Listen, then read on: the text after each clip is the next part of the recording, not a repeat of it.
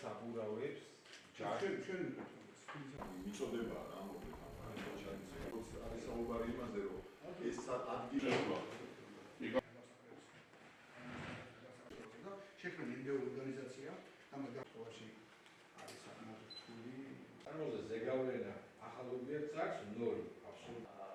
ეხლა ჩვენ გვინდა პატარა ვიდეო როგორ წარგავანია. ჩვენი მთავარი მიზანი არის ეკოლოგიურად სუფთა გარემო შექმნა მოსახლეობისთვის. ეს არის ძალიან კომპლექსური საკითხი. ჩვენ მუშაობთ სხვადასხვა მიმართულებით. ერთ-ერთი მნიშვნელოვანი არის ნარჩენების მართვის თანამედროვე მეთოდების და სისტემების ჩამოყალიბება, რაც გულისხმობს იმას, რომ დახუროთ ძველი ნაგავსაყრელები და შევქმნათ ახალი სტანდარტის ნარჩენების განთავსების ობიექტები. სწორედ ამაზით მივყვებით ჩვენ კახეთში.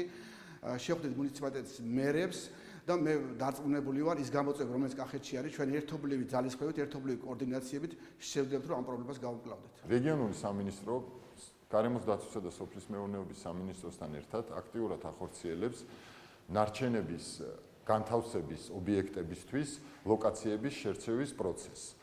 აღნიშნულ საკითხთან დაკავშირებით გვაქვს შეხვედრა სამხარეო რწმუნებულებთან, გვაქვს შეხვედრა მუნიციპალიტეტების ხელმძღვანელებთან და ვფიქრობთ, რომ უმოკლეს ვადებში დავასრულებთ ლოკაციების შერჩევის პროცესს და გადავალთ უკვე სამუშაოების შემდეგ ეტაპზე.